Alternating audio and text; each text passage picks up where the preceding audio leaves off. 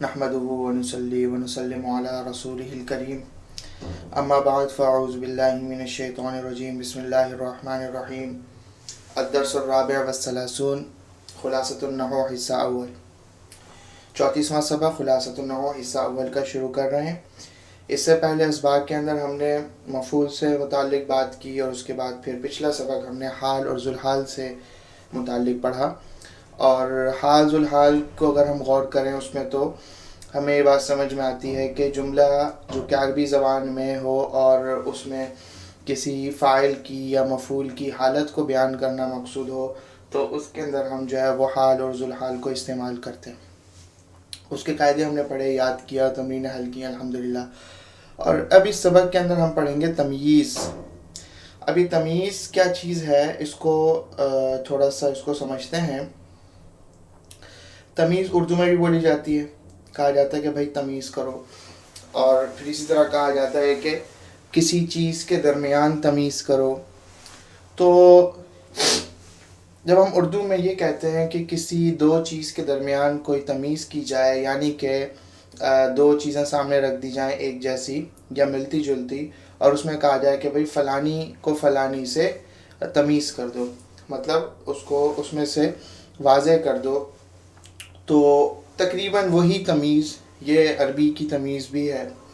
اور اگر اس کو نحو کے حوالے سے دیکھیں تو اس کے آسان الفاظ میں اس کی تشریح یوں کی جا سکتی ہے کہ جب جملہ عربی میں بولا جائے اور اس کے اندر کوئی ایسا ابہام رہ جائے کہ جو کہ قابل سوال ہو، قابل استفہام ہو، تو اس صورت میں جس لفظ سے اس ابہام کو دور کیا جاتا ہے اسے تمیز کہتے ہیں۔ تو چلیں اس کی تعریف پڑھتے ہیں، پھر آگے جو ہے اس کے قواعد بھی پڑھیں گے۔ کہتے ہیں جو اسم نکرہ کسی چیز سے ابہام یعنی پوشیدگی کو دور کر دے اسے تمییز یا ممیز کہتے ہیں، اور تمیز یا ممیز کہتے ہیں، ٹھیک ہے۔ اور تمیز جس چیز سے ابہام کو دور کرے اسے ممیز کہتے ہیں۔ اور مثال اس کی دے رہے ہیں 20 قلم۔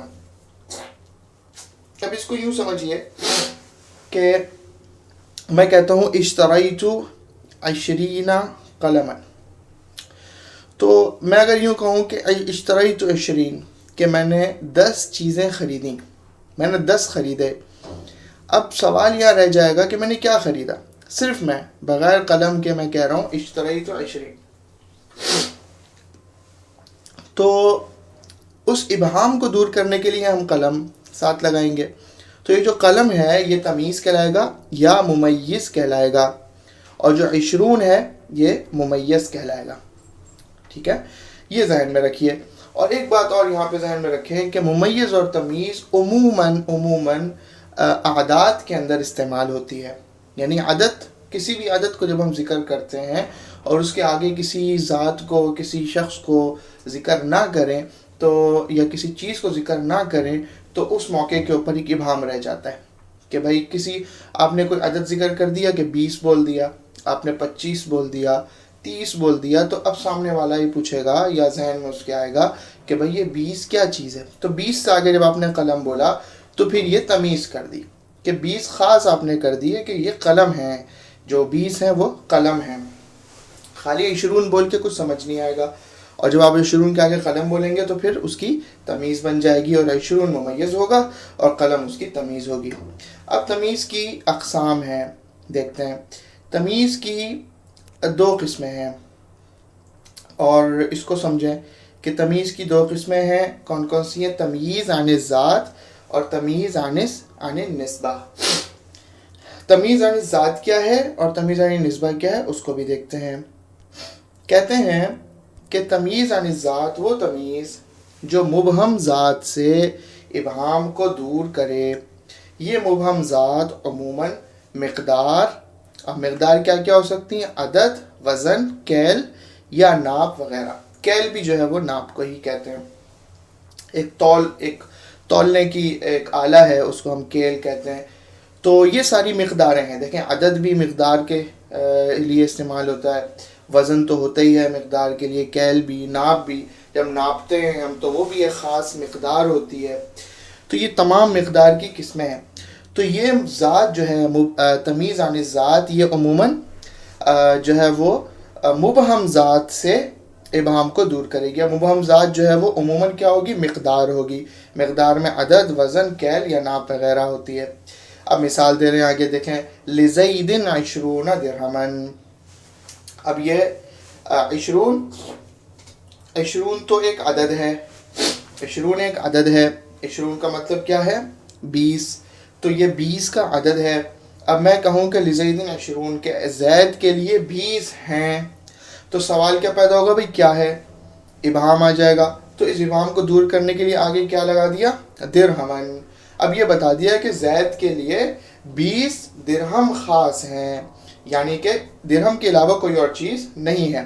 اگر درہم نہیں لگائیں گے تو ذہن میں یہ بھی آ سکتا ہے کہ بھئی زید کے لیے ہو سکتا ہے کہ 20 کوئی دوسری کرنسی ہو، اس کے لیے شاید 20 اس کے لیے روپے ہوں. لیکن جب آپ نے درہم لگا دیا تو خاص ہو گیا، ابہام دور ہو گیا کہ بھئی زید کے لیے 20 درہم ہی ہیں.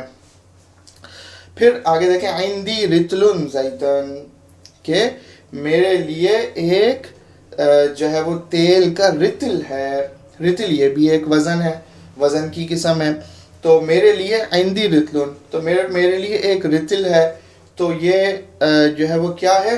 نہیں پتہ، ابہام ہے. لیکن جب آپ نے رتل کے آگے زید لگا دیا تو پتہ لگ گیا کہ بھئی کیا رتل کی کیا چیز ہے. تو پتہ لگ گیا کہ بھئی کہ تیل ہے رتل کی مقدار میں، رتل کی وزن کے برابر. تو رتل جو ہے وہ ممیز ہو گیا، اور زید یعنی کہ جو جسے ہم تیل بولتے ہیں زیت، وہ جو ہے تمیز بن گیا. پھر اسی طرح ھذا صاع برن، تو یہ کہا جاتا ہے کہ یہ ایک صاع ہے. اب صاع بول دیا تو اس سے ابہام ہو گیا، لیکن جب صاع کے آگے بر بولا یعنی یہ ایک صاع گندم ہے تو وہ ابہام دور ہو گیا. تو صاع ممیز اور بر تمیز. تو اس کی اگر ہم ترکیب کریں تو ھذا مبتدا، صاع ممیز، برن تمیز، اور ممیز تمیز مل کر خبر. پھر اسی طرح عند خالد شبر ارضن. اب کہا جائے کہ خالد کے پاس ایک شبر ہے. اب شبر جو ہے وہ ناپنے کے لیے ایک استعمال ہوتا ہے، جیسے ہمارے یہاں جو ہے وہ ہمارے یہاں استعمال ہوتے ہیں جیسے ایکڑ اور کنال وغیرہ. تو شبر زمین کے ٹکڑے کو کہتے ہیں، یا کسی بھی ایک ناپ کو کہتے ہیں.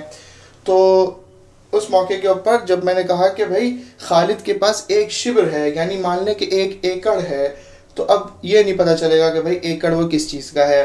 تو جب آپ نے ایکڑ بولا، ایکڑ کے آگے آپ نے ارض بولا، تو کیا سمجھ میں آ گیا کہ خالد کے پاس ایک زمین کا ایکڑ ہے. تو شبر کی ایک الگ اس کی ایک ناپ ہوتا ہے. تو شبر کے ناپ سے ابھی ہمارا مطلب نہیں ہے، ابھی ہماری مراد جو ہے وہ ایک خاص ابہام کو دور کرنا. تو شبر ارضن.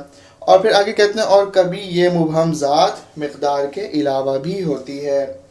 تو کبھی کبھی جو ہے یہ تمیز عن الذات جو ہے وہ مقدار کے علاوہ بھی ہوگی، جیسے خاتم ذهباً، کہ میں نے کہا کہ بھئی یہ انگوٹھی ہے، میں نے کہا ھذا خاتم، کہ بھئی یہ انگوٹھی ہے. تو اس انگوٹھی کے اندر سامنے والا فوراً سے سوال کرے گا کہ بھئی یہ کس چیز کی انگوٹھی ہے، یا اس کے ذہن میں آئے گا. تو اس ابہام کو دور کرنے کے لیے کہا گیا کہ ذهباً، کہ بھئی یہ سونے کی انگوٹھی ہے. تو اس طرح سے جو ہے یہ ممیز تمیز عربی کلام کے اندر کام کرتا ہے. اس کے بعد ہے تمیز عن النسبہ. تمیز عن النسبہ کیا ہے اس کو پڑھتے ہیں. تمیز عن النسبہ وہ تمیز جو کسی مبہم نسبت سے، اچھا یہ ذہن میں رکھیں پیچھے جو تھا وہ ذات تھی، اب یہاں پر ہے وہ تمیز نسبت سے متعلق ہے.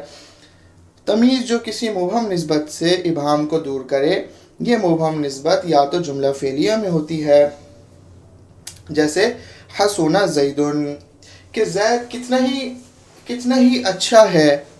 اگر یوں کہا جائے کہ حسن زیدن صرف کہ زید کتنا ہی اچھا ہے، تو سامنے والا فوراً سوال کرے گا یا اس کے ذہن میں سوال پیدا ہوگا کہ بھائی کس نسبت سے وہ اچھا ہے، کس حیثیت سے وہ اچھا ہے، جو کہ ایک انسان کے اندر بہت سی اچھائیاں ہو سکتی ہیں. تو پھر اس کے اشکال کو اور ابہام کو دور کرنے کے لیے کہا جائے گا خلقاً، کہ زید اپنے اخلاق کے اعتبار سے بہت اچھا ہے. تو یہاں زید ممیز اور خلقاً تمیز. پھر یا تو جو ہے وہ جملہ فعلیہ میں ہوگی یا پھر جملہ شبہ جملہ میں ہوتی ہے، جیسے انا اکثر منکا مالن، کہ میں آپ سے زیادہ ہوں، میں آپ سے زیادہ ہوں اگر کہا جائے انا اکثر منکا، تو اب یہ بات سوال پیدا ہوگا کہ بھئی کس چیز میں زیادہ ہو، کسی شہرت میں زیادہ ہو، کسی اولاد میں صاحب اولاد تو مجھ سے زیادہ ہو، تو یہ سوال پیدا ہوگا. تو اس ابہام کو اور اس سوال کو دور کرنے کے لیے کہا جائے گا کہ مالن، کہ میں تم سے زیادہ مال میں ہوں. تو یہاں پر جو ہے وہ مال تمیز بن جائے گا. یا اضافت میں ہوتی ہے، یعنی تمیز عن النسبہ اضافت میں ہوتی ہے، جیسے اعجبنی شرافت زیدن، کہ مجھے زید کی شرافت نے جو ہے وہ حیرت میں ڈال دیا، یا مجھے بہت حیرت ہوئی اس کی شرافت کی وجہ سے. تو اب سوال پیدا ہوگا کہ بھئی یہ شرافت کس طور کی، اس کی شرافت لوگوں کے لیے ہے، اس کی شرافت اس کے اخلاق کے لیے ہے، اس کی شرافت کس حوالے سے؟ تو فوراً سامنے والے کو جو ہے ابہام کو دور کرنے کے لیے کہا گیا شرافت زید نفساً، کہ اس کی اپنی ذاتی جو شرافت ہے اس نے مجھے خوش کر دیا اور حیرت میں ڈال دیا. تو یعنی کہ یہاں پر بتانا ہی چاہ رہے ہیں کہ اضافت میں بھی اضافت دیکھیں، شرافت زیدن، تو شرافت زید کہ زید کی شرافت نفس نے مجھے حیرت میں ڈال دیا. تو شرافہ مضاف ہے اور زید جو ہے وہ مضاف الیہ ہے. تو یہاں پر زید کی شرافت جو ہے وہ اضافت کے ساتھ آئی ہے، لہٰذا جو ہے یہ تمیز عن النسبہ اضافت کے اندر بھی آ سکتی ہے. تو یہ دو ہم نے تقسیم پڑھی اس کی، اور اس کے بعد ہم ان کے قواعد کو پڑھیں گے. دیکھیں، کہتے ہیں تمیز ہمیشہ نکرہ ہوتی ہے، یعنی کہ تمیز عن الذات بھی اور تمیز عن النسبہ بھی وہ کیا ہوگی، ہمیشہ نکرہ ہوگی. جیسے کہ مثالوں سے واضح ہے، پیچھے آپ مثالیں دیکھیں تو تمام جتنی بھی تمیزیں آئی ہیں وہ ساری کی ساری نکرہ ہیں. دوسرے نمبر پہ کہتے ہیں تمیز منصوب ہوتی ہے، لیکن اگر ممیز کو اس کی طرف مضاف کر دیا جائے تو وہ مجرور ہو جائے گی. جیسے پیچھے آپ نے مثال میں دیکھا اعجبنی شرافت زیدن، کہ زید کی شرافت نفس نے مجھے، تو شرافت نفس جو ہے یہ مضاف ہے تو لہٰذا وہ مجرور ہو گئی، زید جو ہے یہاں پر مجرور ہو گیا. اسی طرح سے مثال میں کہہ رہے ہیں عندی شبر ارضن، کہ میرے پاس زمین کا ایک ٹکڑا ہے. پھر بیعت صاع برن، کہ میں نے ایک جو ہے صاع خریدا گندم کا، بلکہ بیچا، بیعتو میں نے ایک صاع بیچا گندم کا. پھر کہتے ہیں ھذا عقد فضۃ، کہ یہ ایک انگوٹ، یہ جو ہے ایک کڑا ہے، انگوٹ یہ ایک چاندی کا کڑا ہے. تو اب عقد فضہ کو دیکھیں تو یہ بھی مضاف ہے، صاع برن مضاف ہے، شبر ارضن مضاف ہے.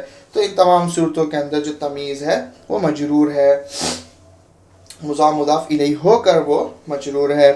تیسرے نمبر پہ کہتے ہیں ممیز اگر ذات ہو تو اسے تمیز کی طرف مضاف کرنا جائز ہے. تو پیچھے جو 2 نمبر قاعدے میں جو دیکھا وہ وہاں پر نسبت تھی، شبر اور صاع بر یہ نسبتیں ہیں، لیکن جو ہے تمیز اگر جو ہے وہ ذات کی، ممیز اگر ذات ہو تو اسے تمیز کی طرف مضاف کرنا بھی جائز ہوگا. تو یہ ہم نے قاعدے پڑھے اور فوائد اس کے پڑھے، اور اس کے بعد جو ہے وہ اس کو پورے کو اپنے یاد کرنا ہے، سمجھنا ہے، اور اس کے بعد اس کی تمارین ہے، ان تمارین کو حل کرنا ہے، تمرین نمبر اول اور پھر ثانی اور پھر اس کے بعد ثالث، اور کچھ جو نہ سمجھ میں آئے وہ اس کو پوچھ سکتے ہیں.